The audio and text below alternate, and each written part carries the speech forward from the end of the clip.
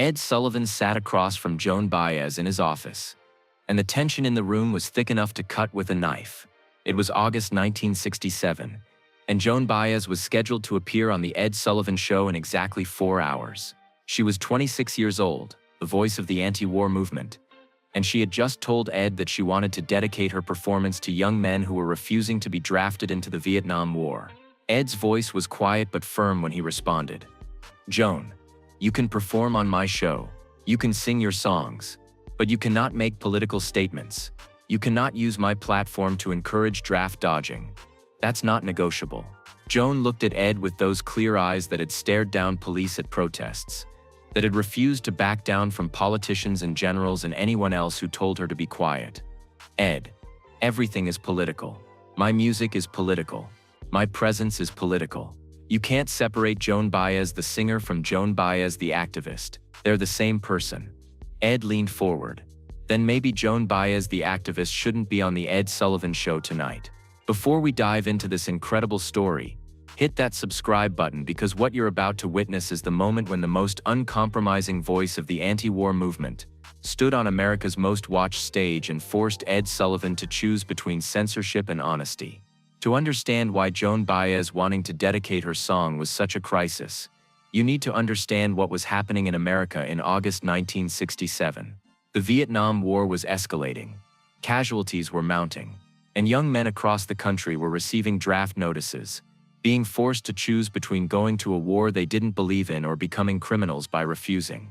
The anti-war movement was growing, protests were intensifying, and Joan Baez had become one of its most visible and uncompromising leaders. Joan didn't just sing at anti-war rallies, she actively, aggressively resisted the war in ways that went far beyond symbolic protest. She refused to pay the portion of her federal taxes that funded military operations, knowing it could result in prosecution. She had been arrested multiple times for civil disobedience, had spent nights in jail, had faced down police officers with batons and tear gas. She publicly supported draft resistors, not just with words but with actions, helping to fund their legal defense, visiting them in prison, treating them as heroes rather than criminals. And she made it absolutely clear, in every interview, in every performance, in every public appearance, that her music and her politics were inseparable. They came from the same source, expressed the same values, served the same purpose. Asking her to perform without acknowledging the war wasn't asking her to separate her art from her politics. It was asking her to lie about who she fundamentally was as a person and an artist.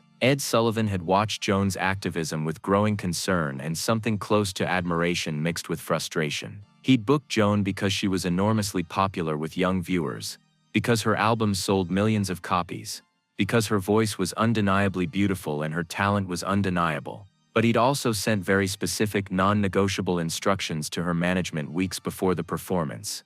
No political statements during the broadcast, no mentions of the war, no dedications to protesters or resistors or anyone involved in anti-war activities. Sing your songs, thank the audience, leave the stage. Don't turn my variety show into a platform for the anti-war movement. Joan had received those instructions and had immediately called her manager. "Tell Ed Sullivan that I can't promise not to mention the war. The war is why I'm singing. The war is what my music is about. Asking me not to mention it is like asking me not to sing." Her manager had tried to find middle ground. "Joan, just perform. Let the music speak for itself. You don't have to say anything explicitly political." But Joan had refused. "The music is explicitly political, and I won't pretend it isn't." Now 4 hours before showtime, Joan and Ed were in his office having the confrontation that had been inevitable from the moment the booking was made. Ed tried reason. "Joan, 50 million people watch my show. Half of them support the war, half oppose it. If you make a political statement, I'm going to alienate half my audience. That's not good television. That's not what this show is about." Joan's response was simple. "Then what is this show about?" Entertainment that pretends the world isn't on fire. Music that ignores that young men are dying. I won't do that. I can't do that. You're 26 years old and you think you know better than everyone else." Ed's voice had an edge now. "You think your politics are so important that you can hijack my show. I don't think I know better than everyone," Joan said calmly. "I just know that silence is complicity, and I won't be silent about the war. Not on your show." Not anywhere. Ed stood up, a signal that the meeting was over. Here's what's going to happen.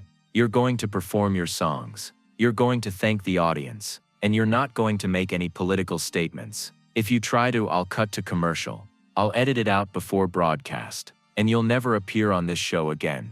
Do you understand? Joan stood up too. I understand that you're trying to control me. And I understand that I won't let you.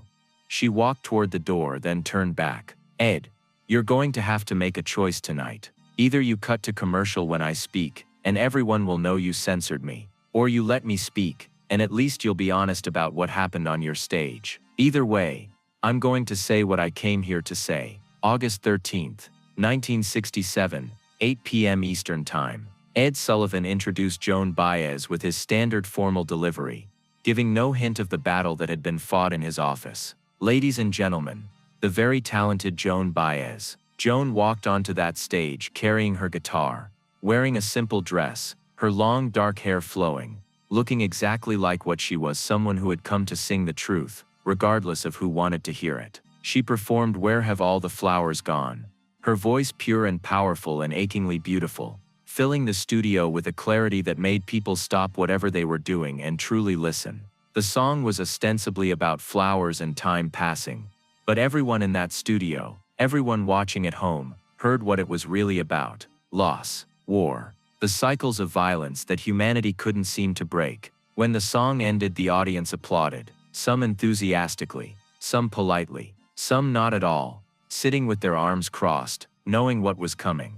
And then Joan did exactly what she'd told Ed she would do. She looked directly into the camera, her face completely calm, completely certain, and said, "I'd like to dedicate my next song to all the young men who are following their conscience by refusing to participate in the Vietnam War. To the draft resistors, the conscientious objectors, the men sitting in prison right now for refusing to kill people they have no quarrel with. This is for you. Your courage inspires me. Your sacrifice matters, and history will remember you as the brave ones." In the control booth, Ed Sullivan's hand hovered over the button that would cut to commercial, that would silence Joan mid-sentence, that would erase her words before they could fully reach America's living rooms. His director looked at him with wide eyes, waiting for the signal, ready to cut away immediately. But Ed didn't press the button, because in that moment he understood with painful clarity that Joan had been right about the impossible position.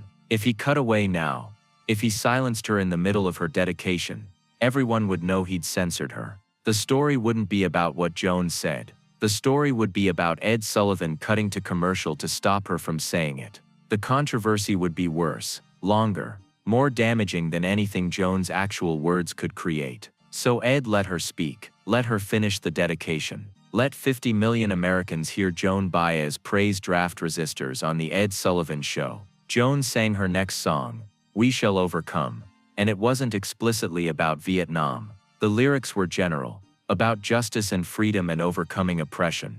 But now everyone knew what it meant. Everyone heard it through the lens of her dedication. Every word about overcoming became about overcoming the war. Every verse about freedom became about the freedom to refuse to fight. The studio audience was visibly audibly split. Some people applauded enthusiastically, tears streaming down their faces. Others sat in uncomfortable silence, arms crossed, faces hard. The room felt divided in a way that perfectly reflected how catastrophically divided America had become over Vietnam. When Joan finished and walked off stage, Ed was waiting in the wings. His face was the color of old newspaper. "You did exactly what I told you not to do." "Yes," Joan said simply. "I did. You used my show for your politics. You put me in an impossible position." Joan looked at Ed with something that might have been sympathy. "Ed, you were already in an impossible position. You're trying to do entertainment while America is at war. You're trying to be neutral when there's no neutral position. I just made you face that reality." Ed pointed toward the exit. "You will never appear on this show again. I promise you that." Joan smiled sadly. "I know, and I'm okay with that. Because some things matter more than being on television." The CBS switchboard exploded within minutes of Joan's dedication airing. Phone lines lit up with thousands of calls coming in simultaneously. Veterans groups calling to demand an apology for what they saw as support for criminals and cowards. Anti-war activists calling to praise Joan's courage for speaking truth on the biggest platform in America.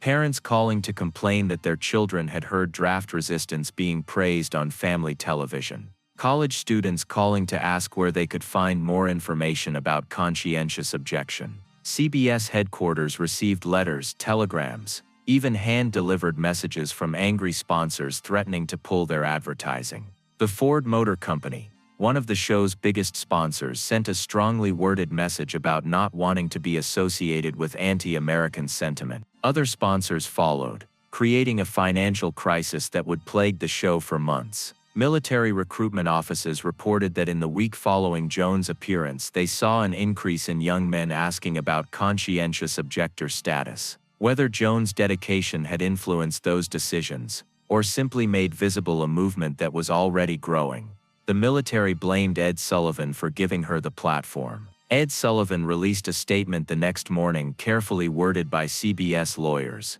Joan Baez violated the terms of her appearance on The Ed Sullivan Show by making a political statement that neither the show nor the Columbia Broadcasting System endorses. We deeply regret that Ms. Baez chose to use our platform inappropriately to express views that do not represent the values of this program or its sponsors. Joan responded with her own statement, released through her publicist but clearly written in her own voice. I was invited to perform on The Ed Sullivan Show. I performed my music, which has always been and will always be political. The songs I sing come from my convictions about justice and peace. If Ed Sullivan wanted apolitical entertainment, he should not have booked Joan Baez. There is no version of me that sings about flowers without singing about why the flowers are dying.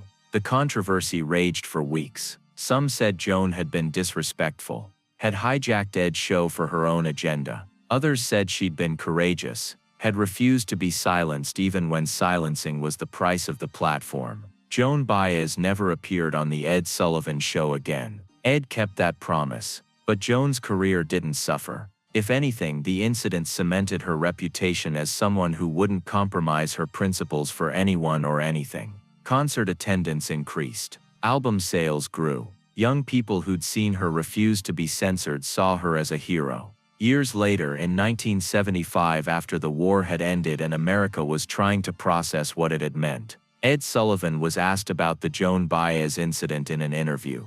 I was trying to keep my show neutral, Ed said. I thought that was the responsible thing to do.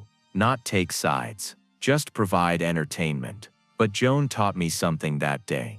There is no neutral. Pretending to be neutral is just another way of supporting the status quo. I wanted to avoid the controversy. Joan insisted on facing it. History proved her right. Joan Baez, when asked about Ed Sullivan in later interviews, always spoke about him with surprising gentleness. Ed was a product of his time and his industry. He thought keeping controversial politics off his show was protecting his audience. But what he was really doing was protecting himself from having to take a position. I don't blame him for that.